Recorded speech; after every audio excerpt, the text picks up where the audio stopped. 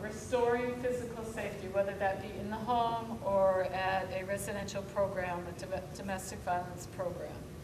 After physical safety is secured, then we can look at developing safety plans that would include recovery elements, and look at recovery plans that include safety elements.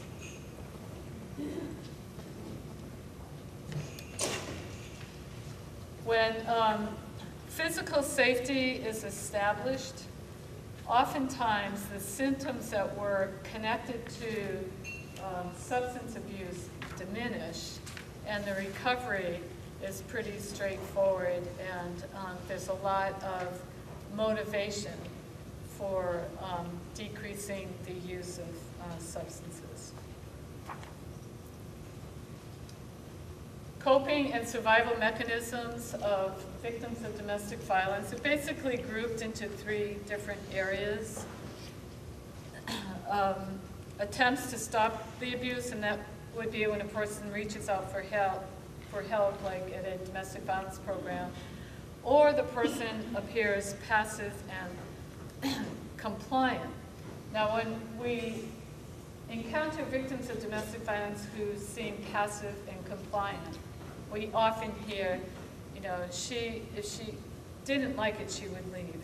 Or, I don't understand why she stays. All of those kinds of things. What is important for us to remember is that the appearance of passivity and compliance is often a survival mechanism. And that in that woman's reality is a strength, and that's our starting place. That's where we should begin our intervention efforts. Another grouping is coping and survival mechanisms around attempts to manage the impact. A lot of these mechanisms are psychological and include disassociation, denial, and avoidance, and self-medication and substance abuse. And then in the third grouping is attempts to escape, which unfortunately are often lethal and life-threatening. In these two situations, both.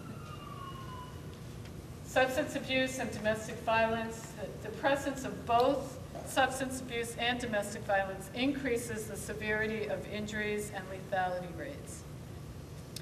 And it might be helpful just to review some of these points here in how perpetrators pose risk to partners around substance abuse. They often introduce partners to the world of drugs and use that as a tactic of control. They force or coerce partners into using drugs and alcohol. They isolate partners from getting any kind of help. They coerce partners into illegal activity. I just returned last night from a 3-day meeting in Detroit where we talked about battered women who are incarcerated.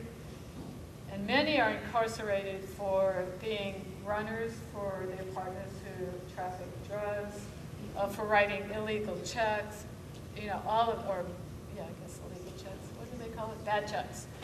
And there are a host of reasons why battered women are incarcerated as a result of being coerced into different kinds of drug activity.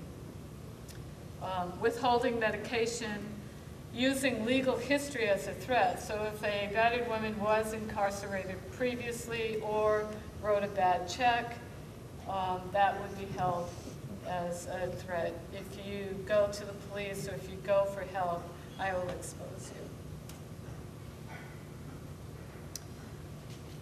So wrapping it up, key points for us to remember when we're doing the work of prevention and intervention.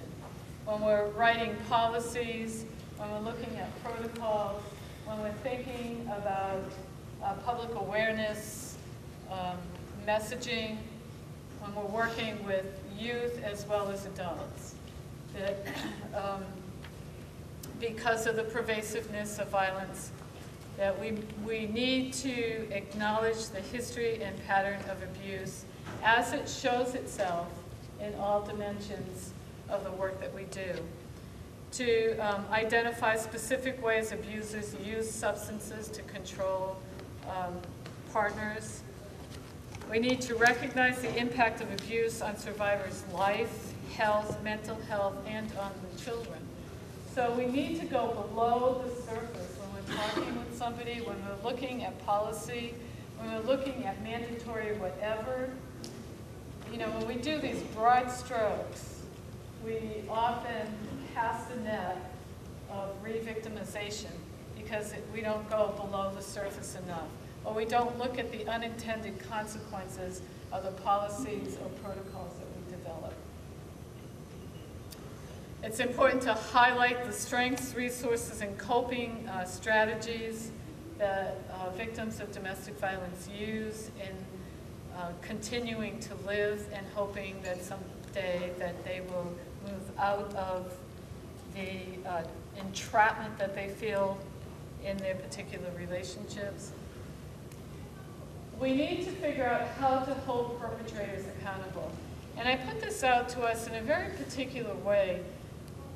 On individual basis, in individual relationships, we do ask, or we do say, you know, why didn't she just leave? I can't believe she's saying this line. If she really cared about those kids, she would take the kids away. And so we place a lot of responsibility on the shoulders of victims. When we ourselves, who work in different systems, find it really difficult to figure out how to hold perpetrators accountable. So if we can't do it without being threatened by without being threatened by physical harm, imagine the struggle that a victim of domestic violence encounters when her very life is often threatened by the person who's abusive. So together we need to figure out in our court systems, in our prevention systems, our mental health systems, our advocacy services, how do we hold batterers accountable? How do we do that? And so we haven't really figured that piece out.